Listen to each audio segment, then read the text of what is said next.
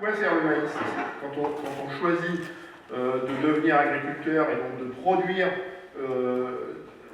des denrées qui vont être mises en marché, se poser la question d'à quoi elles servent. Et quand on se pose la question du maïs, se poser la question d'à quoi sert le maïs. À la place de quoi avons-nous développé le maïs aussi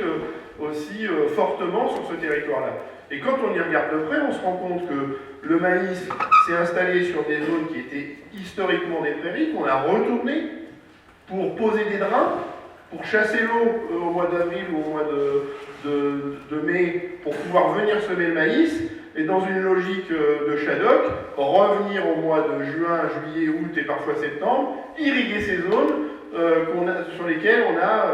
et donc on voit bien l'incohérence du système, c'est-à-dire que ces zones, qui étaient des zones prairiales, souvent en zone humide, avaient la faculté de stocker l'eau en hiver, au printemps, au début de l'été, pour la relâcher vers l'estuaire, vers le littoral,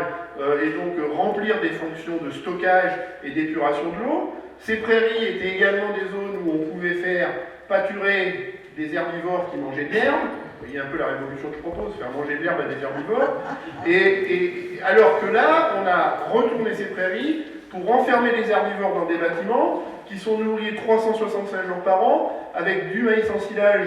et du soja qui vient de l'autre bout de l'Atlantique. Avec les dégâts qu'on connaît sur l'irrigation du maïs pour nourrir ces herbivores qui ne mangent plus d'herbe et qui n'ont plus accès à ces prairies puisqu'elles ont été retournées, et les dégâts qu'on connaît à l'autre bout de l'Atlantique pour compléter ce maïs qui est pauvre en protéines et qui nécessite qu'on enrichisse la ration avec du soja qui vient de l'autre bout de l'Atlantique. Pour vous donner un ordre d'idée, un ordre de grandeur, quand on ensile 1 hectare de maïs, on crée une dépendance au soja d'environ 3 tonnes par hectare de maïs ensilé.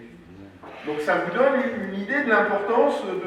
de ces dépendances qui nous éloignent d'un mot-clé qui est l'autonomie, parce que quand les herbivores mangent de l'herbe avec leur bouche en été, au printemps, voire à l'automne, on est bien sûr sur des logiques d'autonomie, et quand on a suffisamment de prairies et qu'on passe la faucheuse pour faire du foin, et qu'on continue en hiver de nourrir ces herbivores avec du foin, avec du fourrage, effectivement, on est sur des logiques où on va vers des logiques d'autonomie, et avec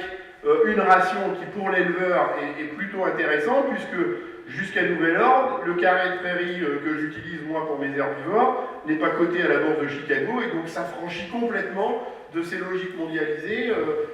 qui font qu'aujourd'hui, un tiers des agriculteurs ne vit qu'avec un peu moins de 350 € par mois. Donc on voit bien les logiques de cercle vicieux que tout ça engage.